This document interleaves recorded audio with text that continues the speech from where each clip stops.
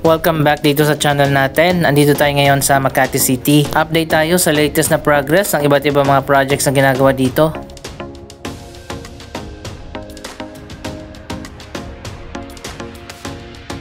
Dito sa Ayala Triangle Garden, natapos na nga yung ginawang bagong strip.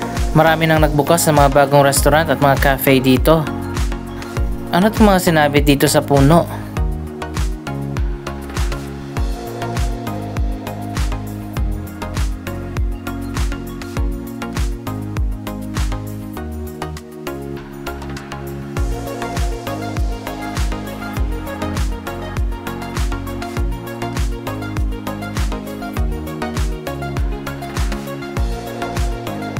Marami na nga dito ng mga bagong upscale restaurant at cafe. Natapos na rin ang renovation doon sa kabilang side ng Ayala Triangle Garden.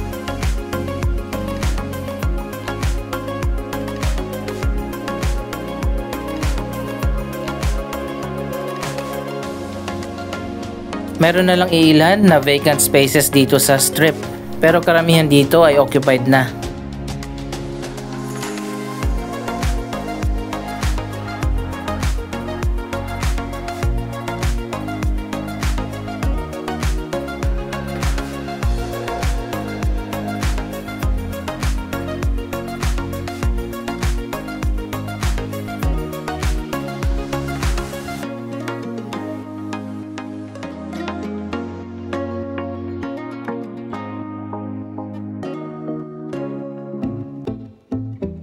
Hindi pala tayo makadaan dito papunta dun sa gitna ng Ayala Triangle dahil merong ongoing na event dyan, ang art fair. Kaya naman iikot na lang tayo dito sa kabilang side.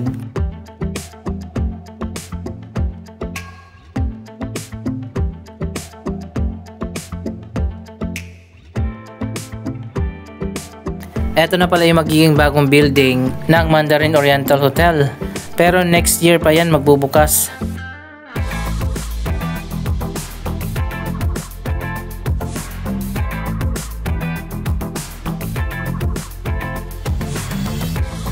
So ayun guys, ito na yung mga bagong walkway dito sa Ayala Triangle Garden na may bago na ring playground.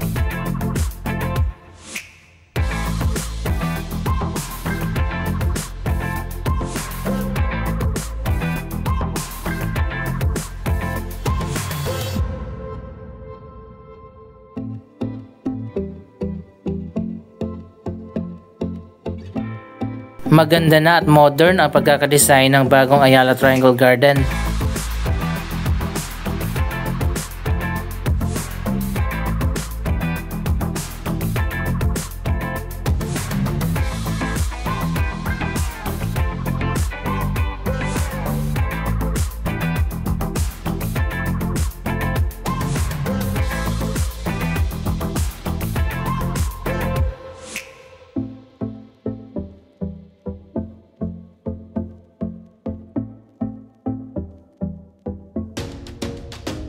Bukod pa sa playground para sa mga bata, may bago na rin mga sitting areas.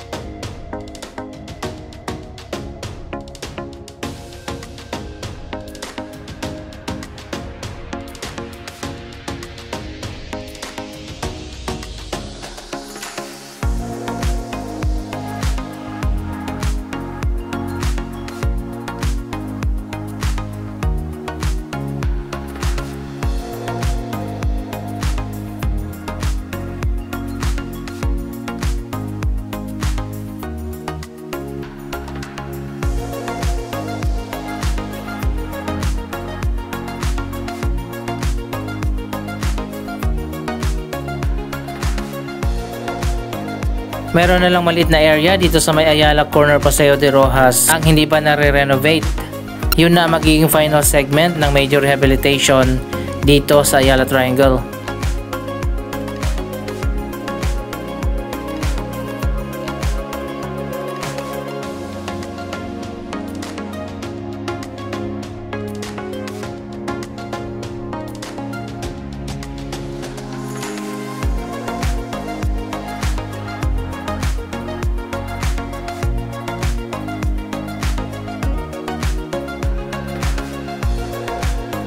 Bago na rin yung landscaping, pati na yung mga greeneries, mas dinagdagan pa ng mga bagong halaman.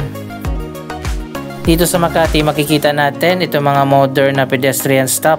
May timer ito at nagsasalita kung pwede ka na maglakad, stop or go.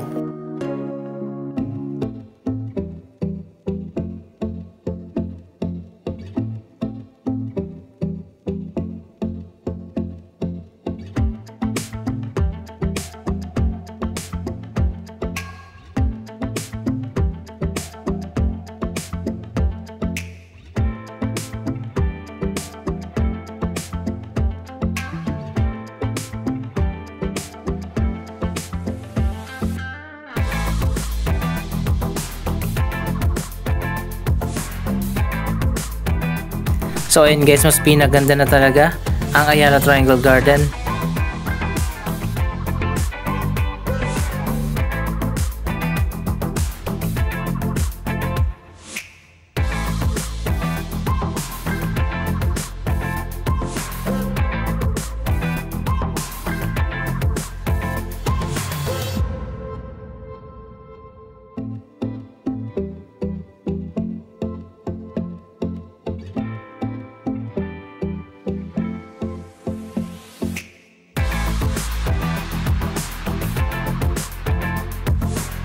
Ito naman ang driveway dito sa Ayala Triangle Gardens Tower 2.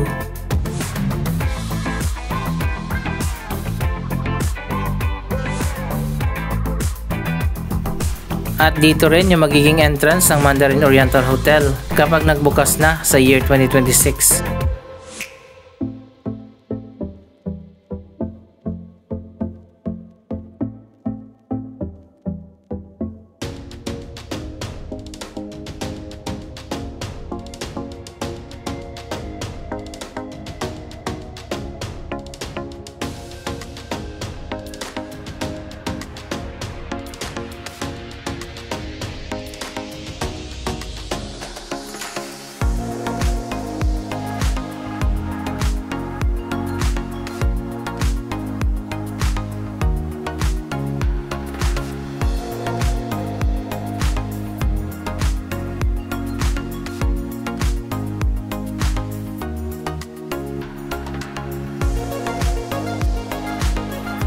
Dito naman itatayo ang Park Villas, isa sa pinaka-expensive na residential project ng Ayala Land.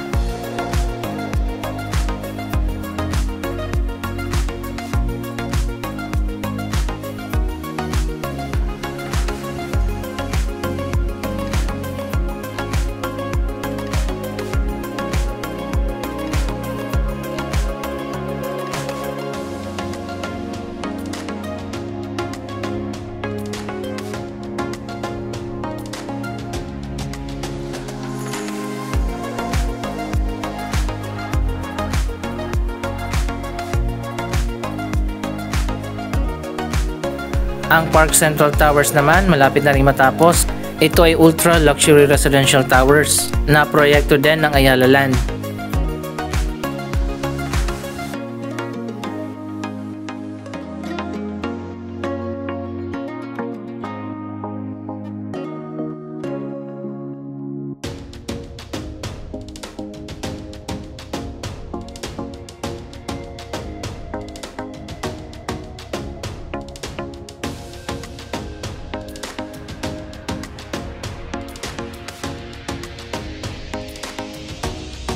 Dito naman sa lower ground level ng Ayala Triangle Gardens Tower 2, makikita ang The Shops.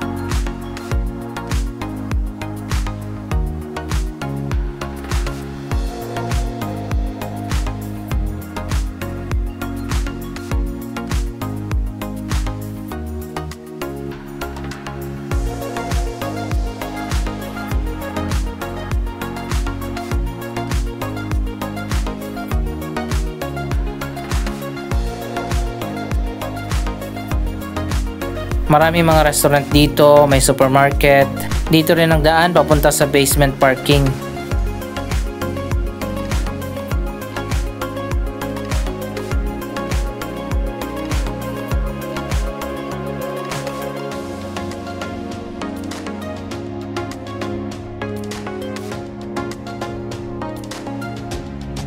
Ayan, nandito ang marketplace at mayroon ding pharmacy at ilang mga restaurant, bake shop at cafe.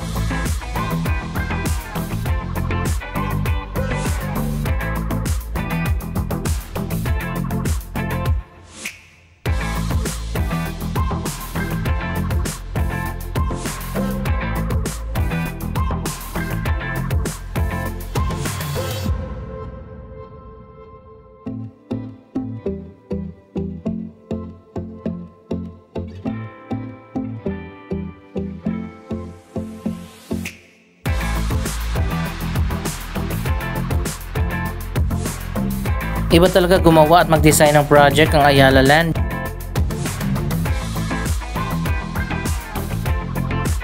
May artificial waterfalls pa dito. At merong garden dito sa harap.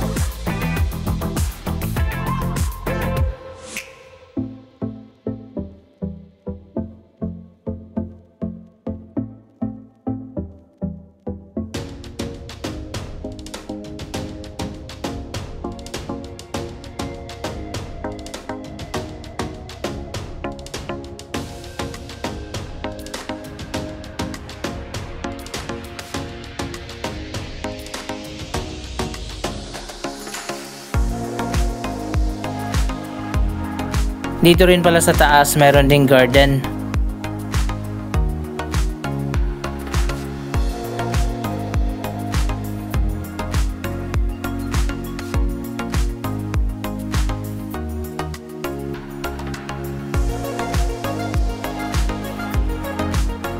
Sa ngayon hindi pa masyadong busy dito.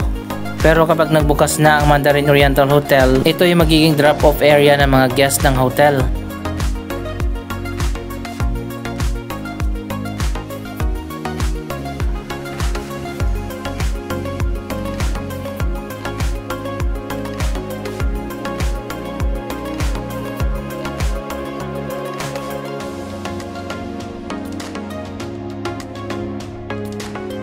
Dapat pala ang intersection na ito ay ginawa na lang na parang New York Times Square.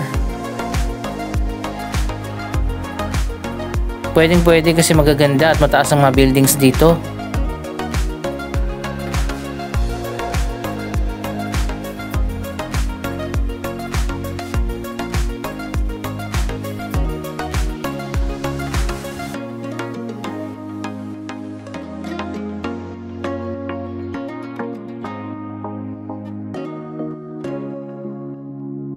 Anyway, ito na yung pinaka-latest na progress ng Park Central Towers.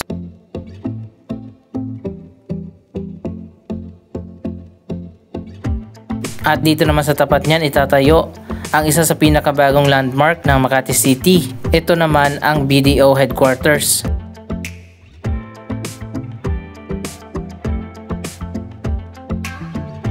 Siyempre hindi rin patatalo ang BDO. Dalawang high-rise building ang itatayo dito na may iconic na design. Abangan natin ang dalawang BDO towers.